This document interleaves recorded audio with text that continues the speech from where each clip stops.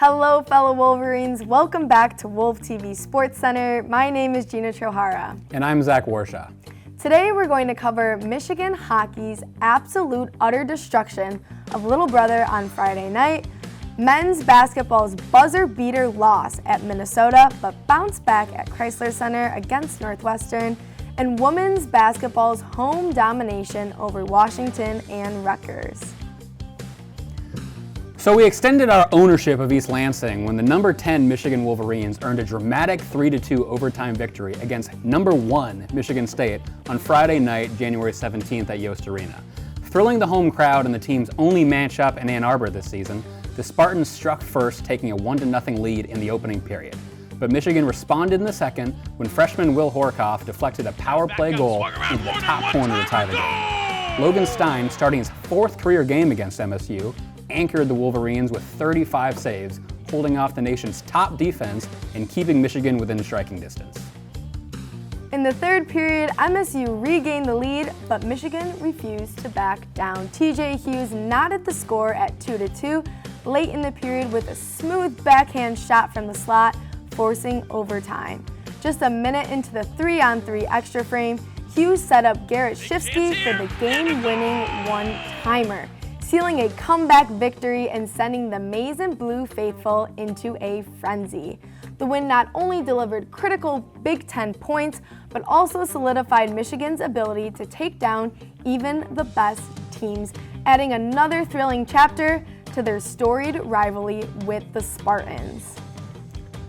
Okay, the aforementioned ownership brutally ended the next night. There was a game in East Lansing, but we'll keep the recap brief. The Wolverines fell at Michigan State 4-1 on Saturday, January 18th. The Spartans jumped out early, scoring their first power play opportunity and adding another even-strength goal late in the first period to take a 2-0 lead into intermission. Michigan fought to stay in the game, but conceded 2 more goals in the second, including a shorthanded tally to increase the boat race to a daunting 4-0 deficit heading into the final frame. The Wolverines avoided the shutout thanks to TJ Hughes, who extended his point streak to 7 games by scoring a power play goal with just a minute and 10 seconds remaining in regulation.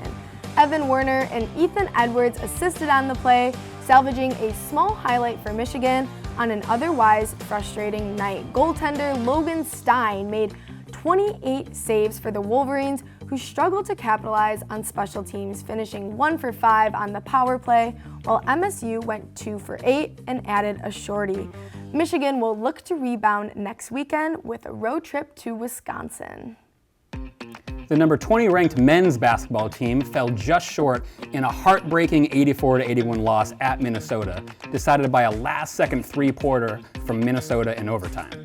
Danny Wolf led the Wolverines with a stellar double-double, posting 23 points, 10 rebounds, and 7 assists, while Vlad Golden added 18 points and 8 boards. Will Cheddar and Trey Donaldson chipped in 15 and 14 points respectively, as Michigan's offense showcased its range with 11 three-pointers, extending their streak of 10-plus triples to 6 games. Despite building an 11-point lead in the second half, Michigan battled through a back-and-forth regulation and overtime, with Wolf's clutch layup tying the game in the final moments.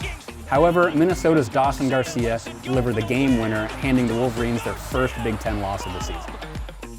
Looking to bounce back after their heartbreaking overtime loss to Minnesota, the Wolverines responded with resilience, securing an 80-76 overtime victory against Northwestern at Crisler Center during the Martin Luther King Day Jr. celebration. Vlad Golden led the charge with 31 points, being 10 for 12 for the three-throw line, also provided 4 blocks. Namari Burnett added 13 points and 6 rebounds, while Roddy Gale Jr. and Trey Donaldson contributed 10 points each. Despite early struggles shooting and a 5-point halftime deficit, the Wolverines found their rhythm in the second half, with Golden dominating the paint and Michigan making key defensive stops. In possibly one of the most drawn-out overtimes, not a single field goal was made, with the combined 26 points coming from free throws. Improving to 6-1 in Big Ten play and staying unbeaten at home this season, our number 21 ranked Wolverines travel southwest to Lafayette, Indiana to the infamous Mackey Arena, facing off with the number 11 ranked Purdue Boilermakers. The Michigan women's basketball team delivered a commanding 82-69 victory over Washington at Crisler Center, fueled by a 14-0 first quarter run that set the tone for the game. Jordan, hell no I'm not transferring Hobbs, led the way in her 100th career game, tying a career high with 22 points, while Olivia Olson added 18 points and 5 rebounds. Yulia Grabovskaya and Silas Swords also made key contributions, with Swords grabbing a game-high 8 rebounds. The Wolverines dominated the glass 35-29, turning second-chance opportunities into 19 points and keeping the lead in double digits throughout. With 10 players scoring and their Big Ten record now even at 3-3, Michigan showcased their depth and resilience as they look to maintain momentum in conference play. The Wolverines secured its third consecutive win with an 87-71 victory over Rutgers at Crisler Center, powered by a balanced attack and stifling defense. Silas Swords led the way with 20 points, 6 rebounds, and 4 assists, while Olivia Olson and Mila Holloway added 13 points, with Holloway dishing out a career-best 7 assists. Michigan's freshmen were key, combining for 56 of the team's points. The Wolverines forced 23 turnovers, converting them into 31 points, and hit 10 three-pointers to keep Rutgers at bay. Michigan's dominance peaked with a 23-point lead in the fourth quarter, marking their third straight 80-plus point game as they head into their next matchup at Minnesota next week. Zach, what are your predictions for that game? It's another top 25 matchup, 23 versus 24.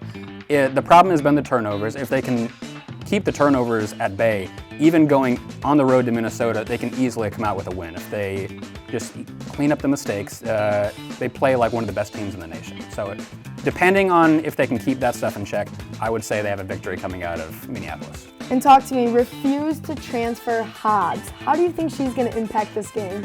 She's the veteran presence that the team needs. It's a very young team. There's so many freshmen, Sila, Olivia, Mila.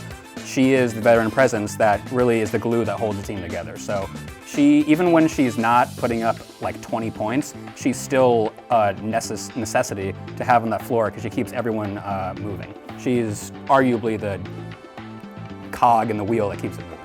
Couldn't agree more. And tell me, cog in the wheel, our hockey team is traveling to Wisconsin, one cold state to another. What's going to be key there? Well, we're going to win one, we're going to lose one, because we refuse to not split a series. So I don't know which one will be which, but we are leaving that state 1-1. Again, if they can clean up some of the, kind of like the women's basketball problem, if they clean up some of the, I don't want to say rookie mistakes, but like underclassmen mistakes, like young team, they can totally beat Wisconsin. They've already beaten them. They went 1-1 last time they were here, so they're going to go 1-1. Maybe they can make that 2-0 if they can clean up some of the dirty areas. Completely agree. Hopefully they stay warm in their travels as well. Thank you so much for watching another episode of WOLV TV SportsCenter. My name is Gina Trohara. And I'm Zach Warshaw. Who's got it better than us? Nobody.